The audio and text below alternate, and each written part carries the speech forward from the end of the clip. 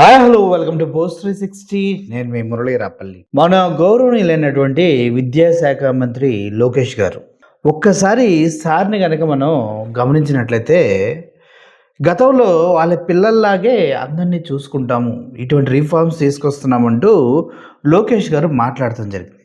ఒకసారి అసెంబ్లీ సాక్షిగా ఆయన మాట్లాడిన ఈ మాటలు మీరు ఒకసారి వినండి. నిజంగానే మీ పిల్లలు లోకేష్ గారి కొడుకులాగే ఈ సమాజంలో జీవిస్తూ ఉన్నారా, లేదంటే లోకేష్ గారు ఇలా అబద్ధాలు చెప్తున్నారో మీరే చెప్పాల్సిన అవసరం ఎంతైనా ఉంది. ఎందుకంటే ఆయన క్లియర్గా చెప్తున్నారు, ముందు నా కొడుకు దేవాంశ్ గురించి ఆలోచిస్తా, ఏ రిఫార్మ్స్ తీసుకొచ్చినా అది నా కొడుకుపై ఎలా ప్రభావం చూపుతుందో ఆలోచించిన తర్వాతే నిర్ణయాలు తీసుకుంటా అంటూ ఈయన మాట్లాడటం జరిగింది.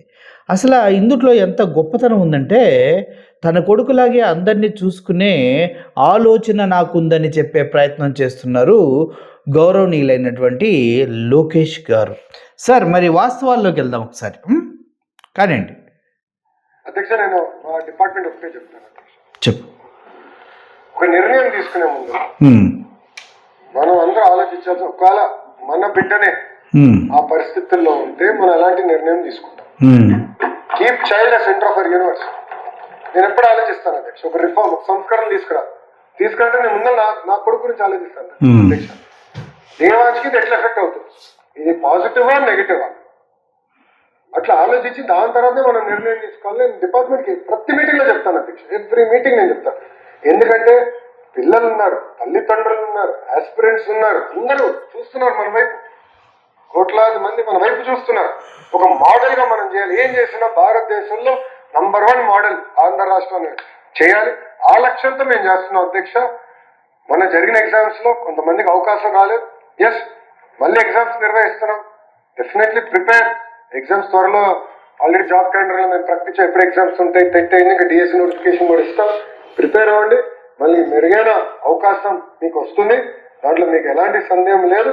చాలా పారదర్శకంగా నిర్వహిస్తున్నాం. కాబట్టి మీరు సలహా సూచనలు కూడా ఇవ్వండి. We're open. మంత్రిగా I'm ready to take feedback. So ఆయన మంత్రిగా ఫీడ్బ్యాక్ తీసుకోవడానికి రెడీగా ఉన్నారంట. సార్, మరి ఇక్కడ ఒక పాఠశాలలో ఒక కుర్రోడు గోడ కూలి చనిపోవడం జరిగింది. మీ కుమారుడు దేవాంశ్ మరి అక్కడే ఉన్నాడని మీరు ఫీల్ అవుతూ ఉన్నారా?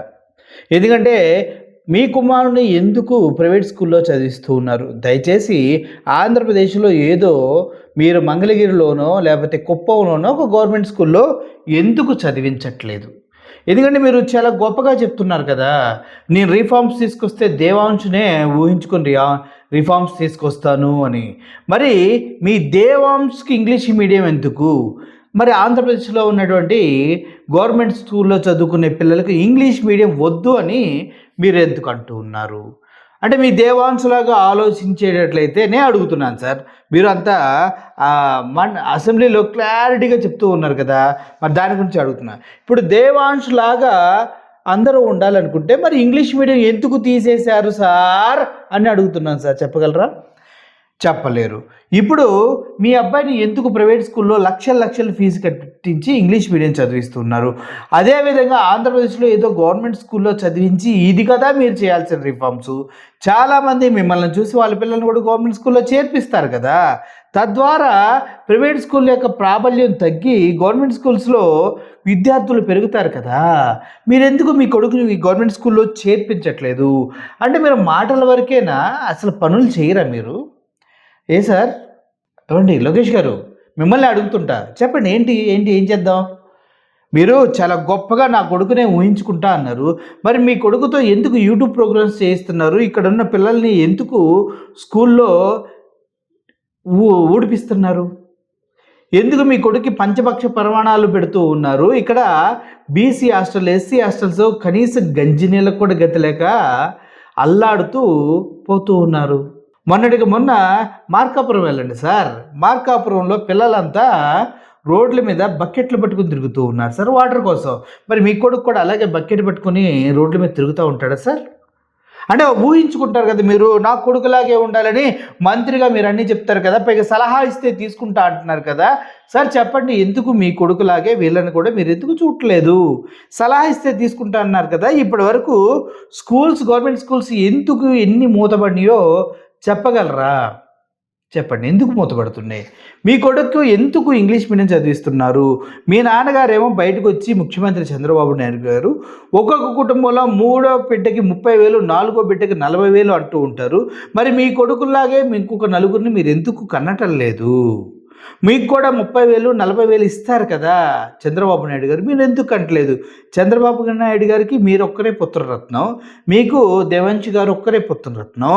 మరి మీ అందరూ ఒక్కొక్కరిని కానీ దేశం మొత్తాన్ని 4, 5, 10 మంది కనమంటారు ఏంటి సార్? నాకు అర్థం కాదు అసలు. సార్ నాకు ఒక విషయం అర్థం కాదు. ఇక్కడ ఒక పిల్లాడిని చూడండి, ప్రభుత్వ పాఠశాల ప్రహరీ గోడ కూలి ప్రాణాలు వదిలేశాడు సార్. మరి ఈ పొజిషన్లో మరి ఎవరిని ఊహించుకుంటారు సార్ మీరు? ఒక నిండు ప్రాణం స్కూల్ నిర్వహణ లోపం వల్ల చనిపోయాడు. ఇక్కడ మీరు ఎవరిని ఊహించుకుంటారు? దేవాంశుని ఊహించుకోగలరా? ఒకవేళ ఊహించుకుంటే అక్కడ మీరు నిలబడగలరా? ఇప్పుడు ఏం ఊహించుకోమని చెప్తా ఉంటారు మీ క్యాడర్ మొత్తానికి నాకు చెప్పండి. దేవాంశు గారు కూడా అలాగే గోడ కింద ఉంటే ఏమైపోయేవాడు అని ఊహించుకుంటే ఈ పిల్లవాడు చనిపోవడం ఎవరు తప్పు? విద్యాశాఖ మంత్రిగా మీది కాదా? మీదా కాదా? ఇప్పుడు పిల్లలు మార్కాపురంలో ఎందుకు సార్ రోడ్ల మీద బకెట్లు పట్టుకుని తిరగాల్సిన అవసరం ఎందుకు సార్? వాళ్ళకి ఏం తప్పు చేశారని వాళ్ళు రోడ్ల మీద బకెట్లు పట్టుకుని తాగునీళ్ళ కోసం వరుసగా ఉండాలి సార్? ప్రాబ్లం స్టార్ట్ అయింది, కానీ మరి ఇంత దారుణంగానా? చదువుకునే పిల్లలకి కస్తూర్బాయ్ స్కూల్లో వాటర్ రాక ఇలా వెళ్లాల్సి వస్తుంది. ఎక్కడెక్కడ కూడా ట్యాంకర్లు స్టార్ట్ అయ్యాయి, కనీసం వీళ్ళకి వాటర్ వరకు అందించవచ్చు కదా. పొద్దున్నే వీళ్ళు చదువుకోవాలా లేదా నీళ్ళ కోసం ఇలాగా? ఈ ఎండిఓ ఆఫీసులు, ఎంఆర్ఓ ఆఫీసులు, అంటే మీ గవర్నమెంట్లో మీరు ఏది చెప్పినా చెల్లుతుంది, సొల్లు కబుర్లు అనేసి మీరు అనుకుంటున్నారా?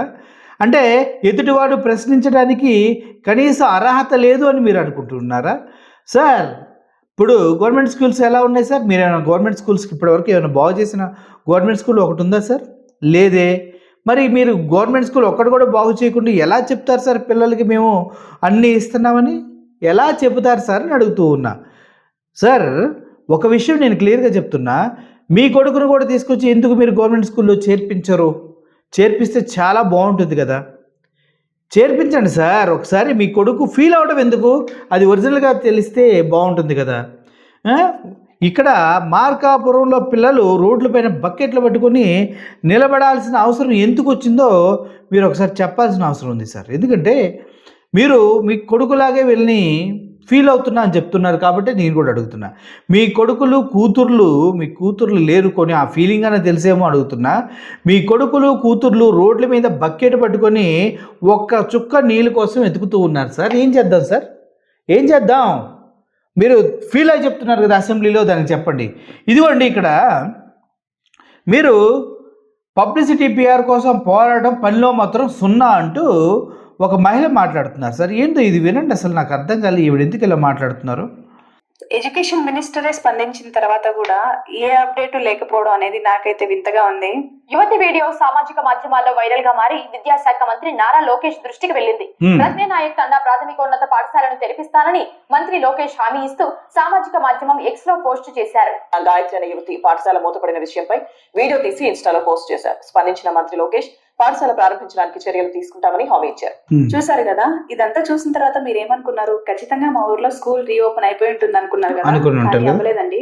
ఎంఈఓ గారు, ఎమ్మెల్యే గారు అందరూ వచ్చేస్తారు, చాలా టీంలు వచ్చేస్తాయి మీ ఊరికి, ఖచ్చితంగా మీ ఊరు స్కూల్ రీఓపెన్ అవుతుందని చెప్పి చాలా మంది అన్నారు.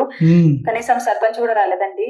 ఎలా ఉన్న స్కూల్ అలాగే ఉంది, ఏ మార్పు లేదండి. ఎవరు కూడా రాలేదు, అట్లీస్ట్ క్లీనింగ్ కూడా చేయించలేదు. ఉన్న స్కూల్స్ అన్ని ఒక్కొక్కటిగా మూతపడిపోతే ప్రభుత్వాలు ఎంత అభివృద్ధి చేసినా కూడా ఏం ప్రయోజనం ఉండదండి. ఒక మనిషి బ్రతకడానికి విద్యా వైద్యం అనేది కనీస సదుపాయాలు, అది లేకపోతే బతకడం చాలా కష్టం. విద్యా వైద్యం అనేది కనీస సదుపాయాలు అండి. వైద్యాన్ని అటకెక్కిచ్చారు, ఆరోగ్యశ్రీ ఏది పిల్లలకి లేదు కదా.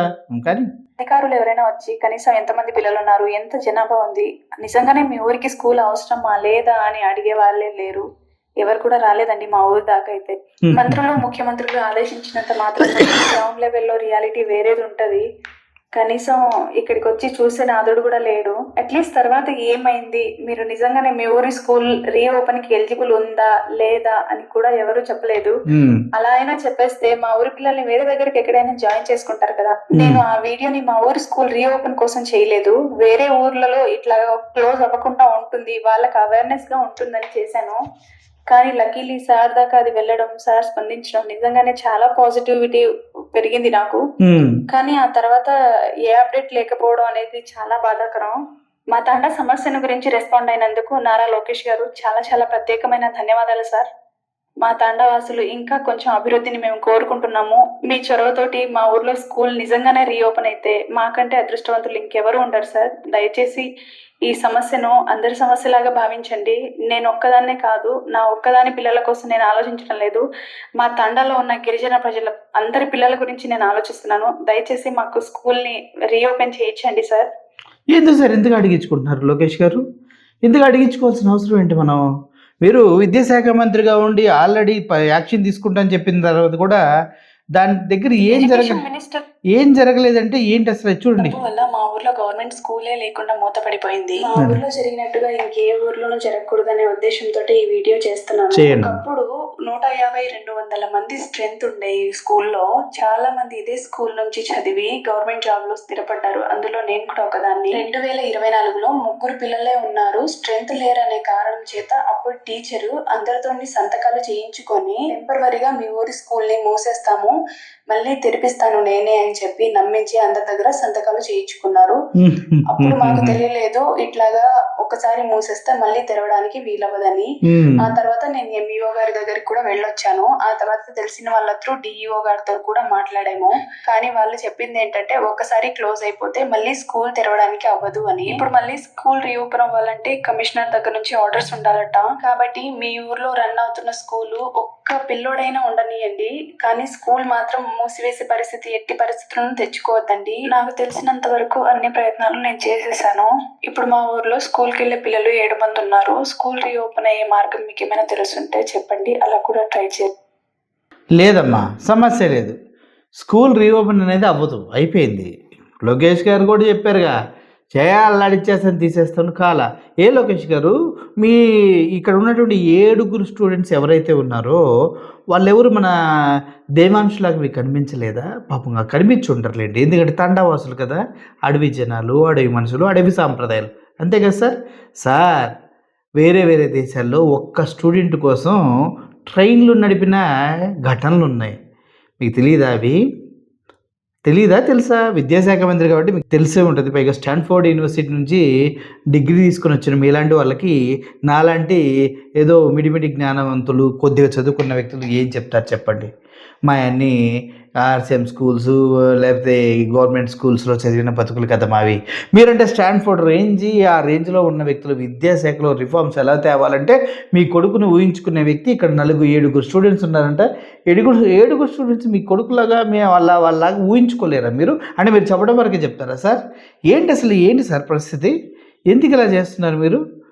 అంటే మీరు చెప్పేది ఒకటి చేసేది ఒకటి ఇక్కడ తెలిసిపోతుంది కదా. ఆవిడ కూడా పాపం చెప్తుంది కదా, బాసు మాకేమి లేదయ్యా, మేము సంతకం పెట్టమంటే పెట్టాము, చివరికి మా బ్రతుకులు నడి రోడ్డు పాలు చేశారు, మా ఊరికి స్కూలే లేకుండా చేశారని పాపం ఆవిడ ఏడుస్తూ ఉంది కదా. ఏంటి సార్ మీరు ఏం చెప్తారు దీనికి? సరే కానివ్వండి, మీ ఇష్టం, మీ స్కూల్స్ మీ ఇష్టం.